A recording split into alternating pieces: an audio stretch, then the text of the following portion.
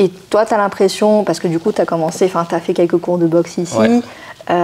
Est-ce que c'était dur pour toi de rentrer dans la salle, alors, de mettre les gants? Pas forcément cette peur de justement rentrer dans une salle et d'avoir peur de la boxe thaï, parce que cette peur, je l'ai eue dans d'autres disciplines avant, quand c'était la première fois où je rentrais dans cette salle-là. Mais cette salle en particulier, pas forcément, mais je comprends totalement les gens qui pourraient avoir peur de se dire je commence un sport de contact avec des gens en plus, sur un domaine que je ne connais pas. Donc on a beaucoup de peurs qui s'additionnent l'une sur l'autre. Et je peux totalement comprendre des gens qui auraient peur de ça, parce qu'on pourrait se dire, bon, je peux d'abord tenter un cours, peu importe, de sport collectif. C'est une chose, on est avec des gens. C'est un nouveau sport aussi. Maintenant, on rajoute le fait qu'il y ait du contact. On rajoute le fait que on a des gens qui sont beaucoup plus forts que soi et qu'on pourrait avoir mal, justement. Donc ça pourrait faire peur. Moi, c'était pas tant de la peur qui m'avait amené ici, c'était plutôt de la curiosité, je pense. La curiosité sur savoir, c'est un sport il y a aussi un côté très traditionnel qu'on n'aurait pas dans d'autres sports comme le MMA, ce qui est très bien aussi, mais qui n'a justement ce point faible, c'est que ça n'a pas de tradition et ça n'a pas vraiment de base solide en fait. C'est plutôt, on va dire, une marmite avec un petit peu tout dedans, et le fait d'avoir une vraie tradition et d'avoir vraiment des valeurs dans la boxe thaï, c'est ce que je trouve vraiment intéressant. Et c'est un petit peu, je trouve, une autre exploration en parallèle de la capoeira que je trouve intéressante. C'est vrai que comme tu dis, la curiosité, encore une fois, c'est plein de mots qui sont presque liés à l'enfance. C'est la curiosité, le plaisir, le jeu. Et franchement, c'est ça. De toute façon, une activité que tu fais à côté du boulot, que tu payes pour faire, franchement, pourquoi ça ne t'apporterait pas le plaisir, tu vois? Et c'est vrai qu'il y a tellement une telle variété, d'autant si tu vis dans la région parisienne, dans une région parisienne, il y a tellement d'activités possibles. Laissez-vous pousser par votre curiosité. Surmonter la peur de la nouveauté, surtout c'est ça, la peur des autres et du jugement des autres, qui la plupart du temps, au final, les gens ils sont très contents quand vous venez essayer leurs activités. Vraiment, ça c'est super. Et sur le côté tradition, je pense que tu as raison ici. C'est vrai que la boxe thaï, c'est vraiment un sport ultra ancien. Ça fait partie vraiment de la culture de la Thaïlande. Alors c'est vrai que nous ici, à part le salut, à part le fait qu'on mette un peu la musique de temps en temps, on n'essaie pas forcément d'accentuer à fond sur cette idée, parce qu'on est plus dans le sport, le pragmatisme qui est lié au coup, à l'opposition et tout. Mais c'est vrai que les valeurs, je pense que c'est même au-delà de la boxe thaï, c'est que ça dépend de la salle dans laquelle tu vas, ça dépend des gens avec qui tu fréquentes. C'est des valeurs de respect, d'humilité, d'entraide, et qui font qu'on peut reproduire dans la salle une petite version de la société que l'on voudrait avoir, quoi. En fait, c'est ça le truc qui est beau, c'est qu'il faut vraiment comprendre que quand on commence une activité, c'est pas on fait de la boxe thaï, du coup on apprend à faire des gestes de boxe thaï, on apprend ça, mais en plus on apprend des valeurs, on apprend une vision d'une personne idéale, on apprend en fait beaucoup de valeurs, beaucoup de leçons en fait, au-delà de simplement faire de la boxe thaï. Et c'est ce que je trouve vraiment intéressant, et c'est de voir au-delà de simplement l'activité, c'est que derrière, quand on prend du recul, on se dit, c'est vrai, on apprend des valeurs, on apprend des compétences sociales, on apprend à communiquer, on apprend à écouter, à regarder et à se co-réguler justement. Absolument. Et c'est vraiment ça le plus important. Et il faut vraiment le voir dans toutes les activités qu'on a. Et de se dire que quand on va regarder un film, quand on va admirer une peinture, quand on va découvrir une nouvelle chose ou un nouveau pays, c'est pas seulement l'activité de faire la chose, c'est que derrière cette activité-là, il y a des leçons et des choses qu'on en tire. Et plus on pratique de nouvelles activités, plus on arrive à discerner un petit peu ces leçons qu'on pourrait avoir, et un petit peu ce qu'on pourrait apprendre, se dire, c'est vrai que dans la boxe thaï, par rapport à d'autres sports, je vois pas tant le moment de l'instant présent. Dans la force athlétique par exemple, ce que je trouve vraiment intéressant, c'est que c'est l'un des rares sports où tout se passe en moins de 4 secondes. Des mois de travail, des années de travail, tout se passe sur très peu de temps. Alors que sur d'autres sports comme le marathon, on a quand même le temps de se rattraper si on fait une petite erreur. Exactement. Et c'est ce que je trouve vraiment intéressant, c'est de se dire, dans chaque sport, on en tire une leçon, et c'est pas simplement le fait de faire ce sport-là, c'est vraiment ce qu'il y a derrière et tout ce qui l'englobe en fait.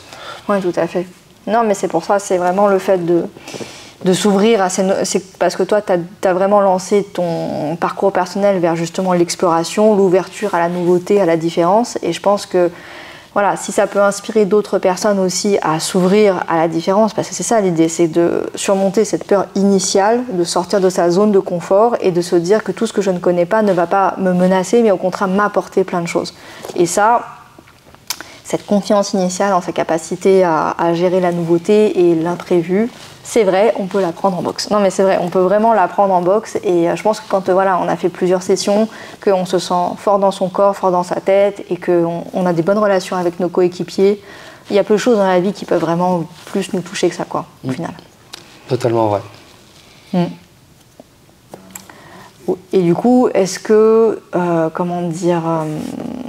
le fait de prendre des coups, est-ce que ça t'a perturbé sur ton visage, sur ton corps, sur... Est-ce que ça m'a perturbé?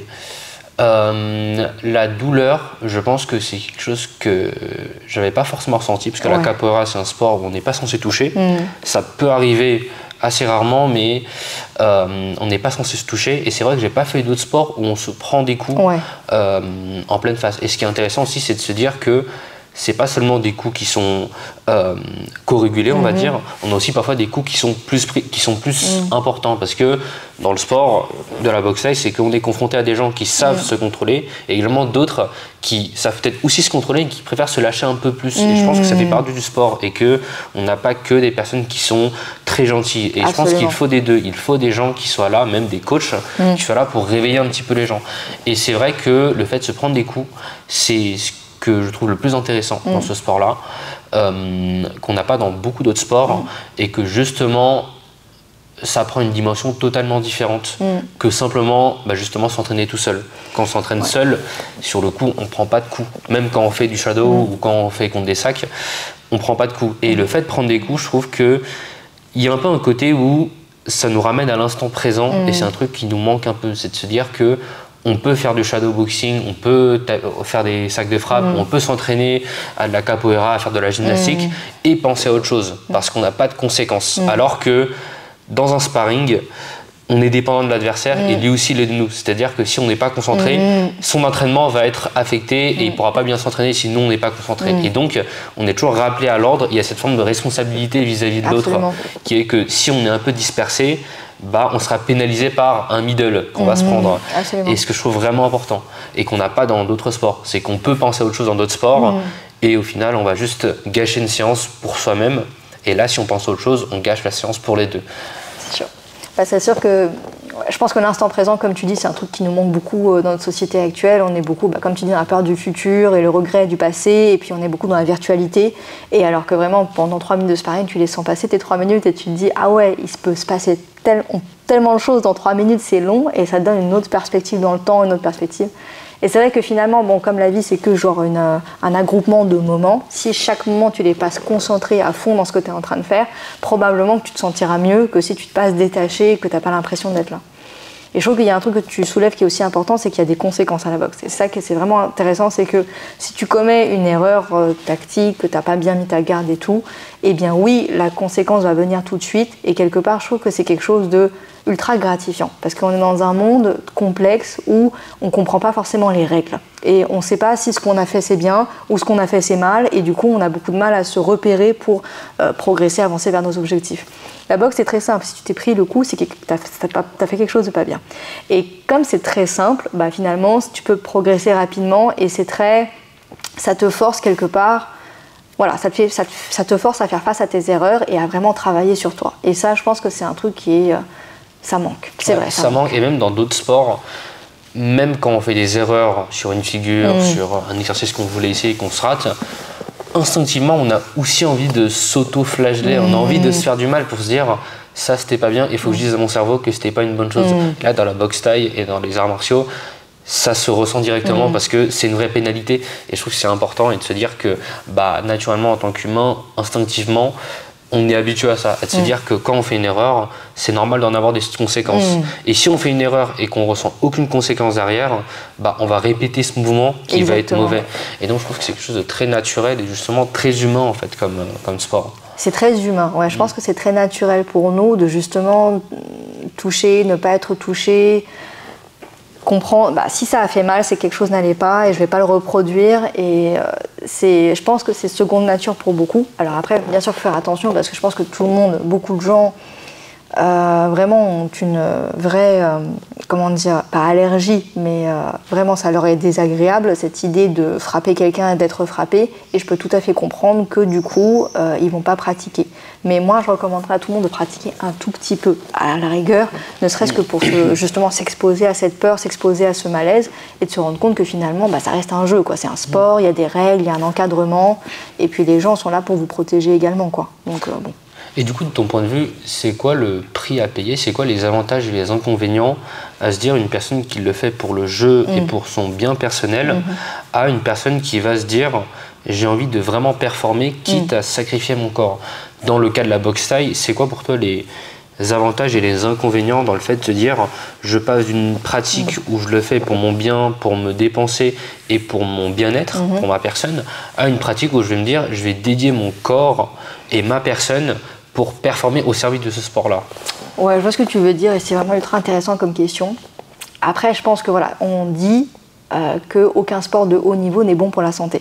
Et c'est vrai, un sportif de haut niveau va avoir des séquelles de sa pratique et quand il sera en retraite, des douleurs chroniques, des incapacités. Et puis même en sport de combat, il y a un risque quand même de dégrader ta fonction cognitive, cérébrale.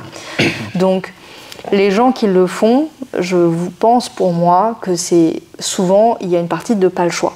Et ce pas le choix, ça vient de soit parce qu'ils sont dans une condition socio-économique qui font que c'est vraiment leur porte de sortie, ou c'est une obsession. Ça veut dire que c'est quelque chose, voilà, ils sont possédés par le démon, par l'art, et ils veulent faire quelque chose d'exceptionnel en ce monde, dans cette activité. Et c'est pourquoi, sur ces deux raisons-là, on les pousse et on leur donne le meilleur entraînement possible, les meilleures conditions possibles pour qu'ils arrivent à performer et à en sortir en un seul morceau le mieux, quoi. Moi, je pense que c'est très beau. Malheureusement, ça ne peut pas s'appliquer à tout le monde parce que pour la majorité d'entre nous, on ne va pas monter sur les podiums. Il y a beaucoup d'appelés et peu d'élus.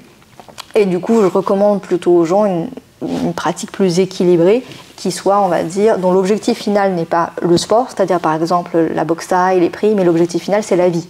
C'est votre vie, vos objectifs de vie et comment l'inclure à l'intérieur pour pouvoir obtenir ce que vous voulez dans la vie. Donc les avantages, si c'est pour vraiment, quand tu es un champion, les avantages c'est que tu as fait quelque chose d'exceptionnel dont tu peux tirer une très grande fierté, tu vas beaucoup inspirer les gens autour de toi parce que tu es allé dans une terra incognita que personne n'avait explorée et c'est bon, tu as ouvert le chemin, il y a d'autres qui vont suivre derrière.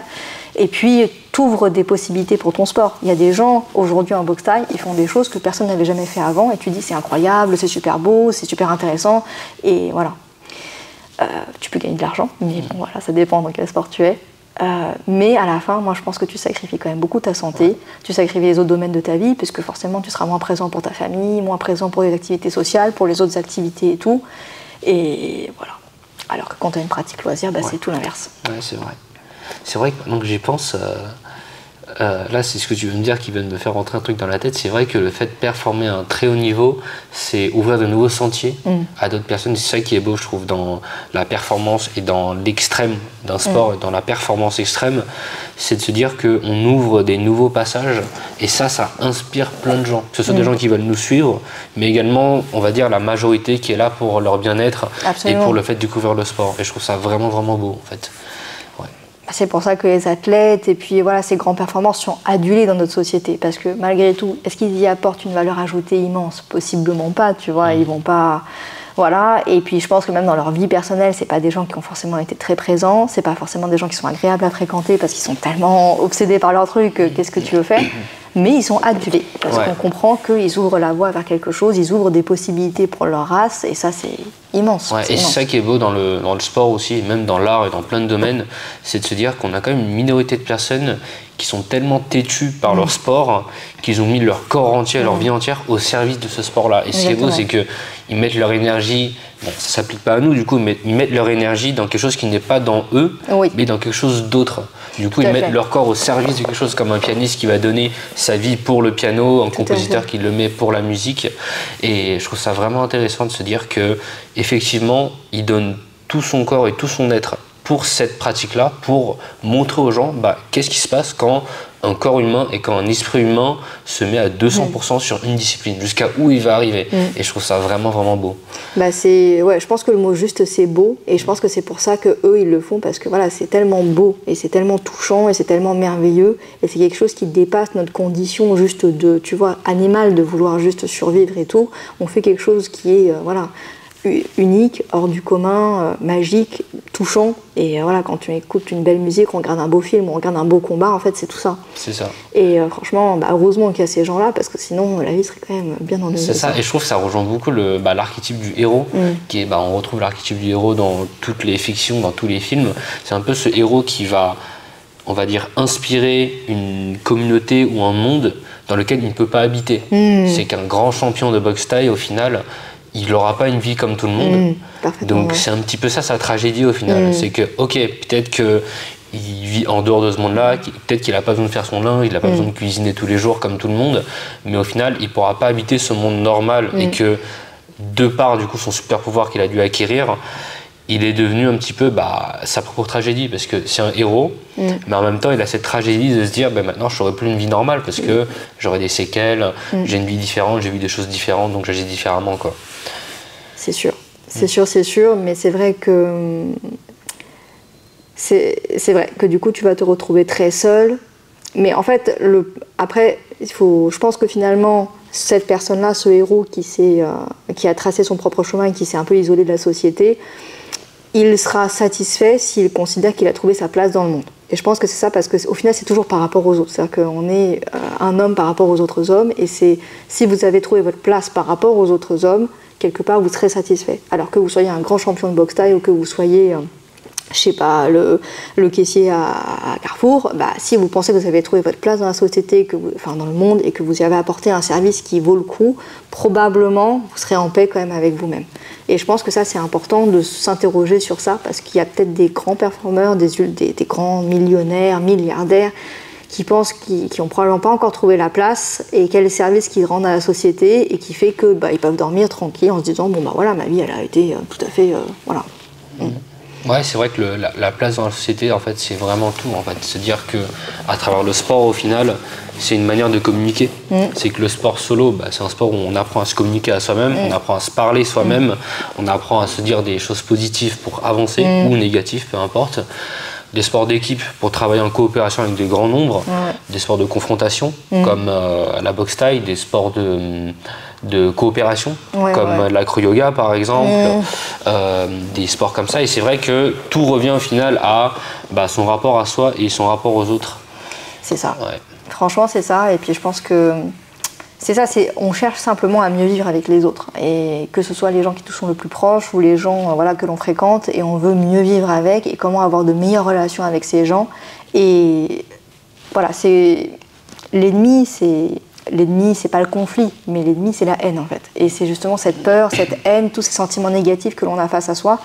Et voilà, il faut se connaître soi-même, il faut connaître son ennemi. Et en gros, c'est ça. Et du coup, le sport, ça sert à ça. On s'apprend à se connaître soi-même, on apprend à connaître la violence et les choses mauvaises dont on est capable de faire. Et grâce à ça, on les dépasse et on est beaucoup plus en paix avec les gens et on s'éclate. En fait, la vie, après, quand on est en confiance et qu'on n'a pas peur du jugement des autres et qu'on sait qu'on a sa place et qu'on rend un service rendu, c'est super. Et là, on est libre et on peut faire tout ce qu'on veut. Et ça, franchement... Mais bon, pour monsieur et madame tout le monde, c'est pas toujours évident. Ne serait-ce que de faire du sport, c'est-à-dire suer, c'est pas évident. Avoir mal, c'est pas évident. Et alors rentrer dans une salle de boxe, c'est pas évident.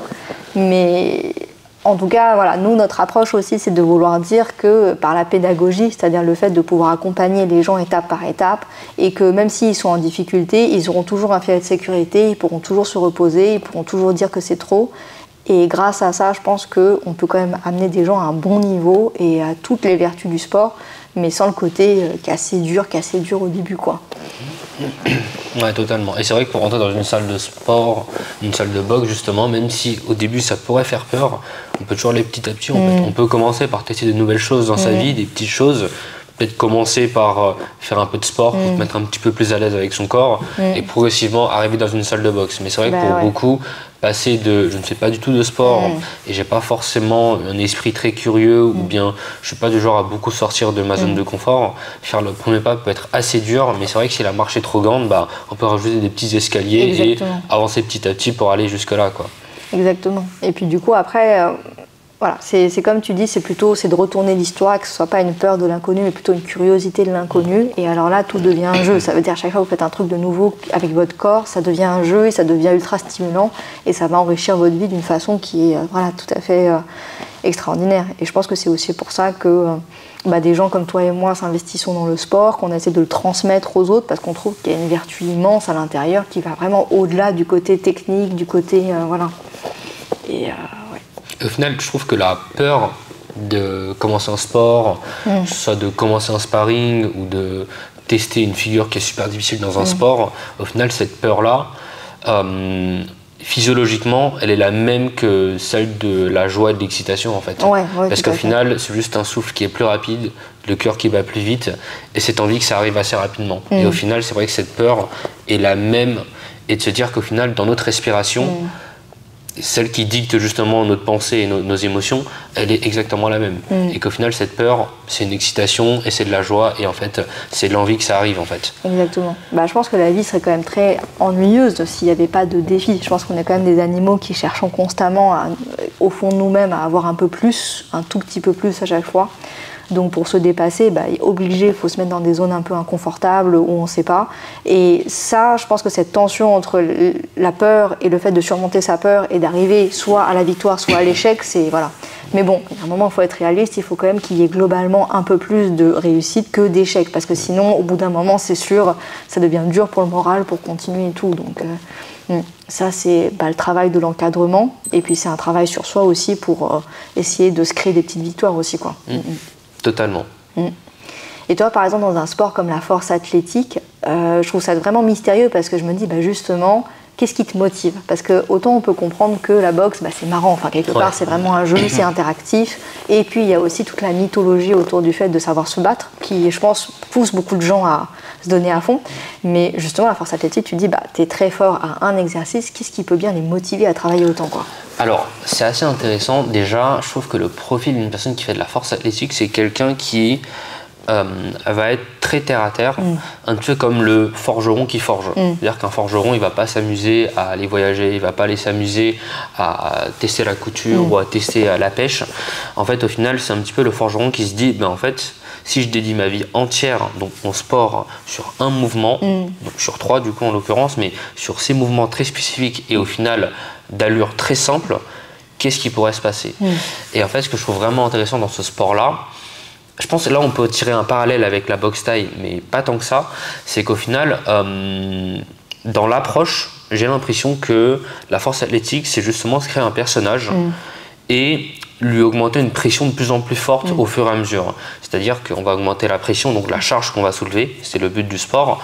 Et en fait, au fur et à mesure, il y a un peu ce travail de... Sur le coup de la boxe thaï, il faut être détendu, il faut pouvoir se mouvoir, il faut être mobile et tout. Il faut avoir des réflexes. Dans la force athlétique, c'est pas vraiment le cas. En fait, il faut plutôt voir une version machinale de son corps et de se dire, si je transforme mon corps en une machine, comment je peux être le plus gainé? C'est le but du coup de penser comme une machine, c'est de se dire que quand on est complètement gainé et qu'on met son corps dans une forme la plus optimale pour soulever le plus lourd, comment on fait pour avoir le moins de déperdition de force? Comment on fait pour qu'il y ait le moins de fuite entre ses pieds qui arrivent jusqu'au genou, au niveau de la taille? Il faut serrer les abdos, il faut gainer les fessiers, il faut gainer les dorsaux et au final, c'est un petit peu comme une forme de machine qu'on crée. On augmente la pression dessus, séance par séance. Et séance par séance, il y a parfois des boulons qui sautent, il y a une fuite, il y a un truc qui pète, il y a un boulon qui tombe.